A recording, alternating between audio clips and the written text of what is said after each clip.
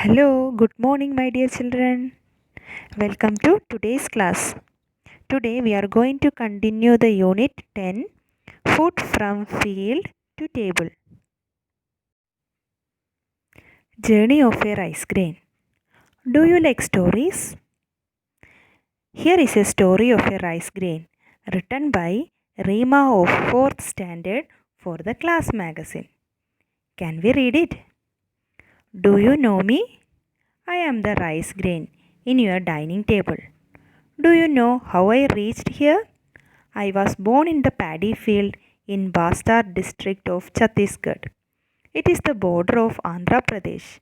I was one among the 120 members of the panicle of my mother plant. It had 7 other stubbles. Once my mother plant was a grain, the farmer sowed the grains after preparing the soil by plowing using his trillers. The grains germinated when they got water. The farmer had added manures in the field. My mother grew very well using the water and the fertilizers he gave. But there were other plants in between her sister plants. They called them weeds. The weeds were removed by the farmer. The farmer supplied sufficient water for the plants by irrigation. They grew very well, making the field green. By the time some insects started to grow, eating the leaves of the plants, the farmer killed them by spraying insecticides. Flowers were produced by the plants. The wind pollinated the flower. There, my siblings and I grew. I had about 100 siblings. We lived in one panicle. When our growth completed, the field became yellow in color. One day, the farmer came with laborers and cut the stubbles with sickles. They made bundles of stubbles. Farmers collected the bundles and threshed us. There were so many heaps of paddy in the field. They put us in the sunlight and winnowed us. I lost some of my siblings in the wind. We were put in the sack and a truck carried us to the mill. Then they boiled us and dried once again. By milling, I lost my husk and bran. The mill polished us and packed us in the sack. We were stored there for many weeks. When the wholesale merchant came, we were loaded in the goods train and reached Kerala. We were transported to the markets and the shopkeepers purchased us. Your parents brought me and I reached your house. Your mother boiled me for hours in the water and I became the rice. Now I am very happy that you are ready to eat me and making use of me. But some of my siblings are wasted by your friends. Can you please advise them not to waste food? Tasks are referred to as agricultural practices. So these are the steps coming under agricultural practices. First step is preparation of soil. Second step, sowing. Third step, adding manure and fertilizer. Next, irrigation. Next step, protection from weeds. Then harvesting. The last step, storage. Now one by one we can discuss the steps which are used in agricultural practices. The first step is preparation of soil. It involves plowing, leveling and manuring. Plowing means the main function of plowing is loosening and turning the soil. Turning means mixing the soil. The top soil will mix with the lower soil. So look at this picture. The animal ox is used for plowing. These are the advantages of plowing. Plowing means loosening the soil and turning the soil. So if we loosen the soil, the root penetrate deeper. The root can grow deeper in the soil and it will get the nutrients and it can absorb water and the plant will be healthier. And the second advantage, aerate the roots. You know that through root also plant can breathe. So if the root is healthier, if the root can absorb, root is getting air, it is having a little contact with the air, then that root can breathe and it can penetrate the soil properly. Next is to remove weeds. Weeds means the unwanted plant. If the unwanted plants are there with the wanted plants means both the plants will share the nutrients from the field. If we are removing the weeds or unwanted plant from the field, then the crops will be growing properly by getting the nutrients. Then upturn the soil. If soil, the nutrients will be properly mixed with the soil means it will get the plant will get the nutrient equally. Next is to destroy harmful organism. If we are plowing, the harmful organism which are there in the soil can be destroyed. Next is leveling. Leveling helps in breaking big lumps of soil.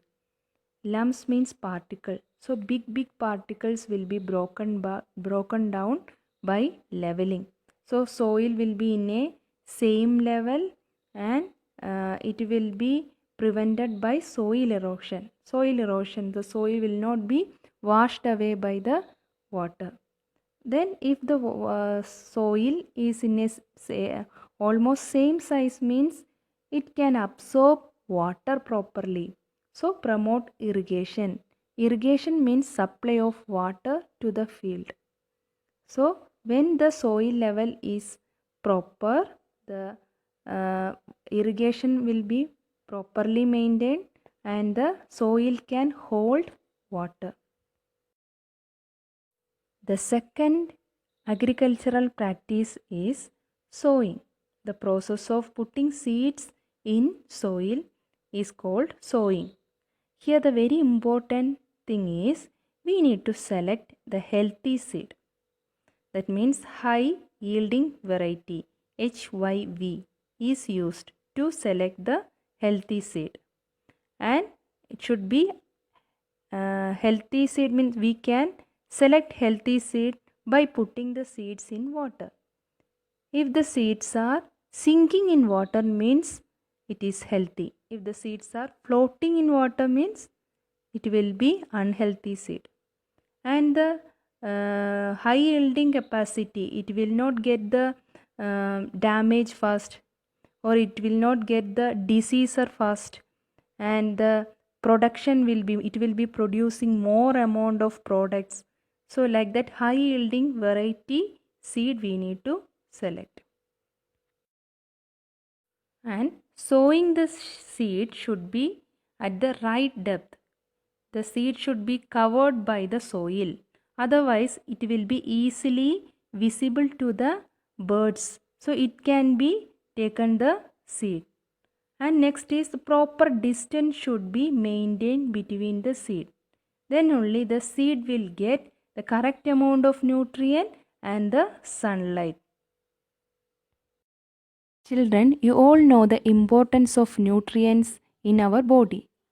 Like that, all the living organisms require nutrient for the proper development to avoid diseases. For that, farmers are adding manure and fertilizers in the field. The substances which are added to the soil in the form of nutrients for the healthy growth of plants are called manure and fertilizers. By adding manure, which is obtained from decomposition of plants and animal waste. Usually, plants and animal waste kept in an open place or in a pit. Microorganisms decompose this waste and produce manure. Adding manure in the soil is called manuring. Improper addition of manure make the plant unhealthy. There is another way of enriching soil by nutrient is by adding fertilizer.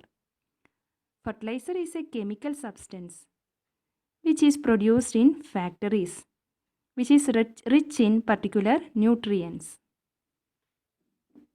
NPK is a common fertilizer used. N stands for nitrogen, P stands for phosphorus, and K stands for potassium. Other fertilizers are urea, ammonium sulfate, superphosphate, and potash. Its next step is irrigation. It is the process of supplying water to land to grow crops. When we grow a food crop in the field, addition to the crop plants, many unwanted plants also germinates and grow in the field naturally. So the unwanted plants which grow along with a cultivated crop are called weeds. The growth of weeds in the field is not good for crops because they consume loads of fertilizer or manure, water, sunlight, and space and reduce the yield of crops. Look at this picture. The red color is weed plant and the green color one is the crop plant, and their roots are collide each other. So the weed plant is not allowing the crop plant to grow properly and they are sharing the nutrients. Not only nutrients, they are sharing the space, sunlight, water. So the crop plant cannot grow properly and it will not give the expected yield. So farmers will not get the proper yield from the field. Now you just imagine the crop plant is alone in the field and weeds are not there. So all the nutrients will be taken by the crop plant and it will grow healthy. So the farmers will get the yield in a correct amount. Since the presence of weeds in the field will reduce the crop yield, therefore, it is necessary to remove the weeds from the field time to time. The process of removing weeds or the process of removing unwanted plants from a crop field is called weeding. Weeding is necessary because weeds compete with the crop plants for water, nutrients, light, and space, and hence affect the growth of the crop. The best time for the removal of weeds is before they produce flowers and seeds. Now the question arises, how can we get rid of weeds? There are various methods of weeding, which are removal of weeds by pulling them out with hand. Weeds can be removed from the crop field, as you can see in this picture. Removal of weeds by using a trowel. Weeding can also be done by using an implement called trowel, or in Hindi we can call it as kurpa. A trowel is shown in the figure.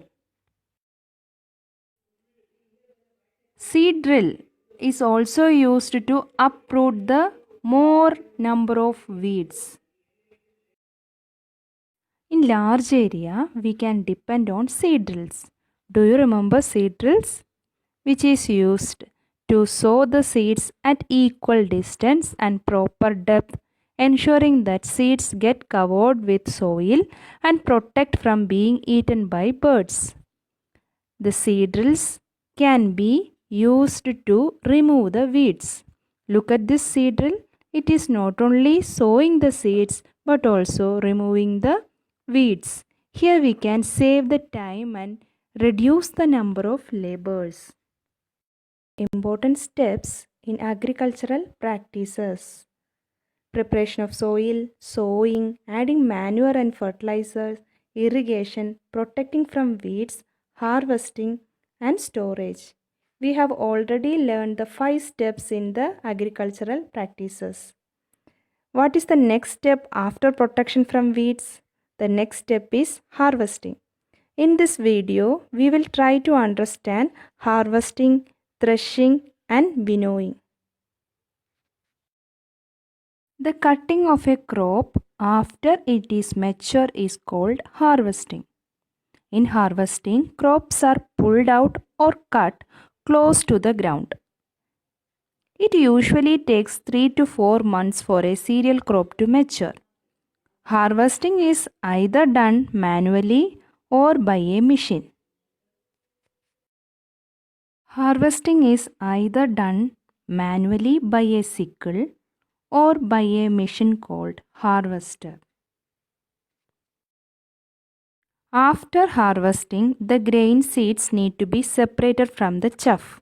That means stalk of the plant. This process is called threshing. The second step after harvesting is called threshing. You look at this video. Here people are doing the process threshing. The grains are separated from the plants. Traditionally, threshing can be done by hitting on a hard surface, as you can see in the picture given over here. Another method which was used is foot threshing. In foot threshing, the harvested crops spread on the field, then cattle is allowed to walk over the crops. While walking, the cattle will separate the grains from the plant. Nowadays, we also use a machine called threshing machine. At the end of threshing, what we obtain is the mixture of food grains. Outer covering is called chaff, and very tiny pieces of stems and leaves called hay. The question in front of us is how to separate these food grains from these unwanted lighter particles. In this process, what we'll be doing is people will separate the food grains from the chaff with the help of wind. As wind is used in this process, so this process is called winnowing. The process of separating grains from the chaff and hay with the help of wind is called winnowing. Let us see how it is done. As you can see the image which is given in the left hand side, food grains are allowed to fall on the ground from some height. The heavy food grains fall down nearby and the lighter chaff will fly away. And winnowing can also be done by manually or by a machine.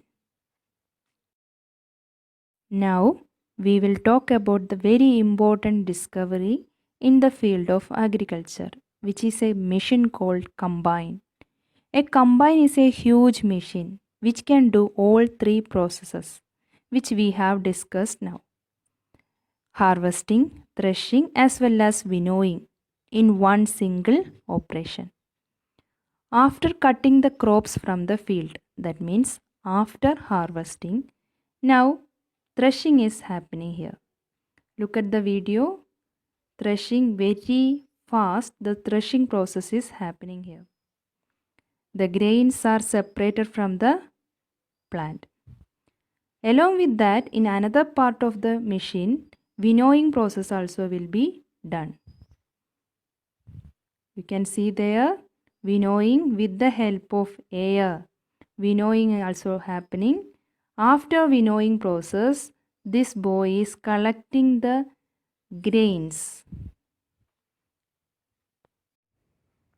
There are many steps in farming: preparation of soil, sowing, adding manures and fertilizers, irrigation, weeding, harvesting. These many steps are taken in the field. After harvesting, threshing, winnowing, then storage. These many steps are taken with loads of hard work. So at last the food will be ready to eat. But are we eating the food properly? Some of you are wasting the food. So we are not respecting the hard work of these farmers. We are not thinking about the future. So there are some suggestions to avoid wastage of food. You should take only as much as you can take it. Don't take more amount of food. Okay. So how much you can eat, that much amount only you need to take in your plate. And share the excess food with others. If you have more food, you share with others. Then we will feel very happy. Then the next one, store the food properly. Okay, some of you are not storing the food properly. You will be keeping the food uncovered, and you may be keeping the food, rice grain and all, nearby the moist area. So like that, if you are keeping, means that food will be waste. So store the food properly and eat the leftover food. Okay, don't prepare every time new food. If the leftover foods are there, you first finish the leftover food. Then only you go to the next food item. And prepare the food in the correct amount. Don't prepare more amount of food. So these many steps are to avoid the wastage of food. In page number 124, there are some questions. Try to do this yourself and we can discuss in the live class.